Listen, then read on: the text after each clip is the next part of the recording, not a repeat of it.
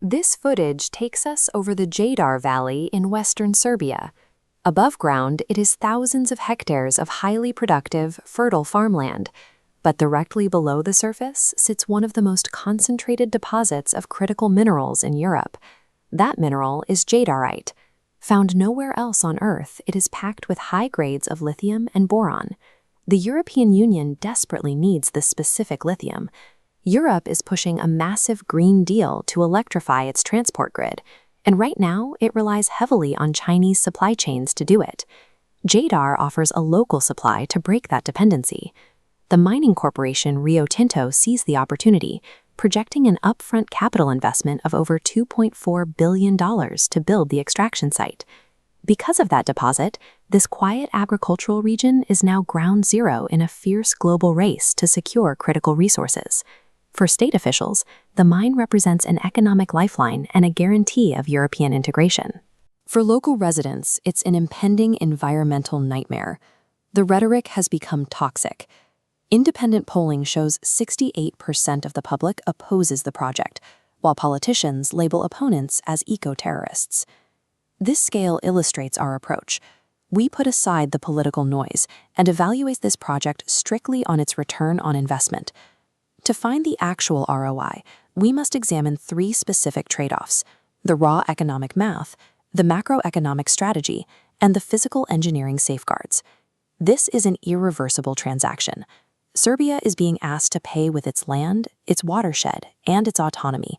We need to know exactly what it is buying. The first upfront cost is geography. The project requires the permanent repurposing and loss of nearly 5,000 hectares of recognized agricultural land. This acreage is currently home to a self-sustaining economy driven by high-value crops with protected geographic origins, specifically raspberries, blueberries, and honey. Those crops reliably generate tens of millions of euros for the local community, year in and year out, without depleting the soil. In return for erasing that baseline, the proposed mine would directly employ between 500 and 700 people. This scorecard compares the trade. Serbia is projected to collect between 15 and 25 million euros annually in mining royalties. That translates to roughly 3 to 5% of the total revenue generated each year. The vast majority of the wealth leaves the country. The economic trade-off asks locals to trade a permanent, renewable agricultural engine for a single-digit cut of a foreign corporation's profits. This map traces the proposed flow of materials, bringing us to the macroeconomic choice. What role will Serbia actually play in the global supply chain? Many countries adopt the Chile model, rapidly approving the extraction of raw dirt to secure immediate foreign capital and short-term political favor from the West. The math on that model is poor. The host nation exports the cheap raw material and misses out completely on the massive profits generated by actually refining those minerals and manufacturing the final batteries. The alternative is the Finland model. A country uses its resource deposit as leverage, demanding that value-added processing and tech development happen inside its borders.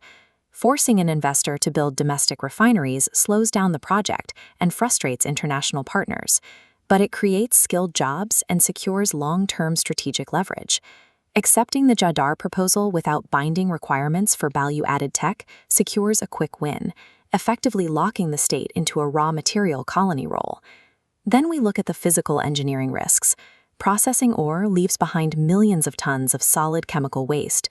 The current plan places that landfill inside the active floodplain of the Jadar River. This schematic isolates the primary defense mechanism protecting the water supply, a high-density polyethylene membrane, 1.5 millimeters thick. But under the constant pressure of chemical agents and seismic activity, these plastic liners degrade and fail over time. The state could force the company to install a thick layer of roller-compacted concrete entirely underneath the membrane. Upgrading costs tens of millions of euros, a fraction of the $2.4 billion budget, but aggressively shrinks the odds of a toxic leak. Furthermore, the project currently operates without a guaranteed framework allowing independent oversight from international bodies like the UN Environment Programme. The engineering boils down to cost efficiency. The proposal asks the Serbian public to shoulder a massive, long-term ecological liability so the corporation doesn't pay for maximum safety upgrades. This map plots out why this specific deal matters so much. The legal, financial, and environmental mechanisms approved for Jadar will immediately become the binding precedent for future copper, gold, and borate exploration across the rest of the nation. This matrix graphs your actual choices. It maps your tolerance for permanent ecological risk against the priority you place on rapid alignment with the European Union. If your primary goal is securing immediate foreign investment and appeasing European supply chains, the current plan works. You just have to accept the destruction of local agriculture and baseline corporate safety standards. If your priority is retaining sovereign wealth, protecting renewable food sources, and forcing companies to build zero-risk concrete safeguards, then the current proposal fails your test. A transition away from fossil fuels requires raw materials. Extracting them requires heavy industry, and heavy industry always leaves a scar. Neither path is free. The final decision isn't about avoiding a price. It is about deciding whether the wealth generated from that sacrifice will stay to enrich the people who live above the deposit, or if it will be shipped away.